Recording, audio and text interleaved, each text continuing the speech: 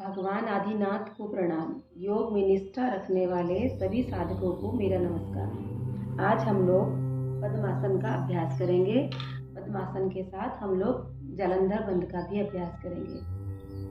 पहले हम लोगों को ये पता होना चाहिए कि इसकी क्या हानियां हैं और कौन लोग इसको नहीं कर सकते।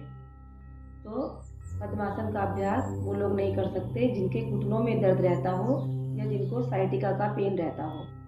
और जालंधर बंद का अभ्यास वो लोग नहीं कर सकते जिनको सर्वाइकल स्पॉन्डिलाइटिस की दिक्कत है या जिनको सांस से संबंधित समस्या है, जैसे कि हाई बीपी, दमा या हृदय संबंधी कोई भी रोग हो। इसके अलावा बाकी सब लोग किसी भी समय इस आसन का और बंद का अभ्यास कर सकते हैं।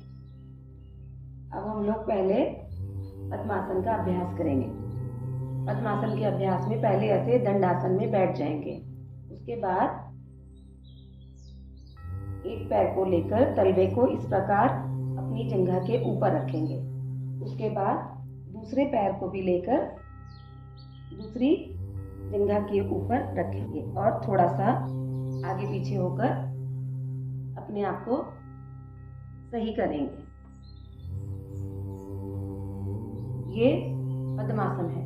पद्मासन एक ध्यानात्मक आसन है। और जालंधर बंद में हम लोग ऐसे कमर गर्दन सीधी रखते हैं और उसके बाद धीरे से श्वास को भरते हैं। और श्वास भरने के बाद हम लोग अपनी ठुड्डी को कंठ को पहले संकुचित करते हैं, उसके बाद ठुड्डी को यहाँ पर लगाया जाता है। सांस को अंदर ही रोका जाता है और जितनी देर आप उसे रोक सकते हैं रोकें और उसके बाद धीरे से गर्दन ऊपर करके और हाथ ढीले छोड़कर और फिर सांस को छोड़ दें। एक बात का और ध्यान रखना है, जब हमने ऐसे बंद लगाया हुआ है तो हमें श्वास को उसी समय नहीं छोड़ना है। पहले गर्दन ऊपर करनी है, हाथ को नॉर्मल करके उसके बाद धीरे से श्वास को छोड़ना है। तो अब हम एक बार उसका जालंधर बंद का अभ्यास करते हैं। अगर हम सिर्फ पद्मासन लगाते हैं तो हम ऐसे ज्ञान मुद्रा लगाकर भी बैठ सकते हैं और ऐसे अंजलि मुद्रा में भी बैठ सकते हैं। लेकिन जब हम साथ में जालंधर बंद का अभ्यास करेंगे तो हमें थोड़ा सा ऐसे हाथों को सीधा करना पड़ता है और उसके बाद धीरे से लंबी गहरी श्वास भर के फिर अपनी ठुड्डी को यहाँ पर लगाया जाता है। अब मैं एक बार आपको करके बताती हूँ।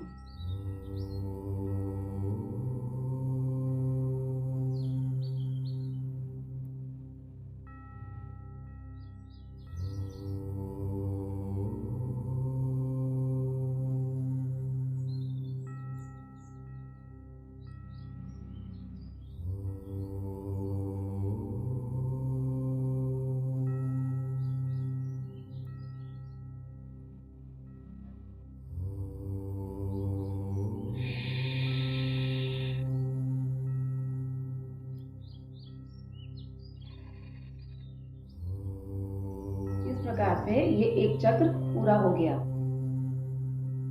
जालंधर बंद के और पद्मासन के बहुत सारे लाभ हैं। मुख्य रूप से पद्मासन एक ध्यानात्मक आसन है। जब हम इस आसन में बैठते हैं तो हमारा ध्यान ईश्वर की तरफ लगाने में मदद करता है। जितनी देर भी हम इस आसन में बैठ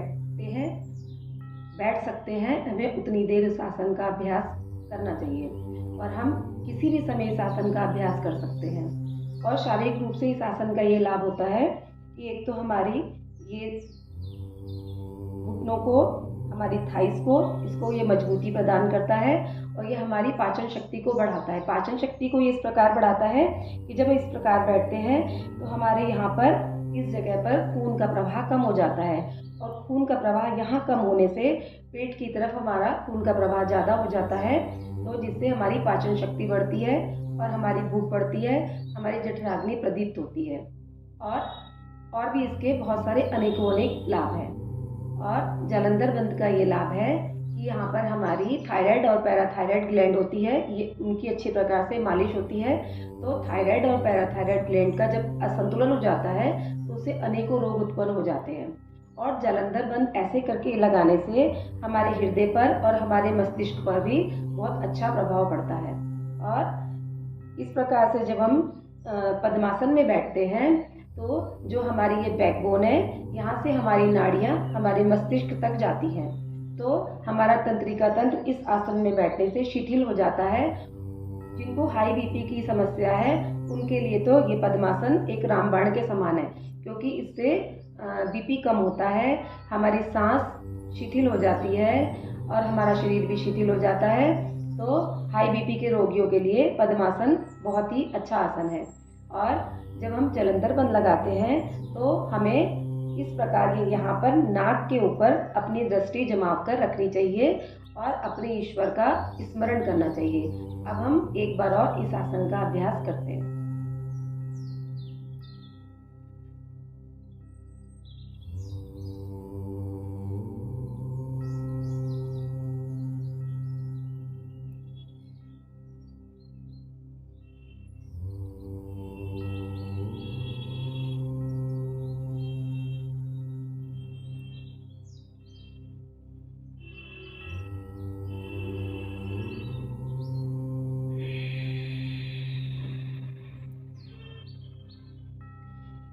हम इस प्रकार भी बैठ सकते हैं और ऐसे अगर आपको सांस ज़्यादा भरनी है तो आप ऐसे करके थोड़ा सा जोर लगाकर तो धीमे से गहरी सांस भरनी है।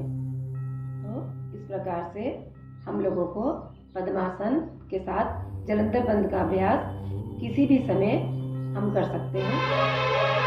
प्रणाम।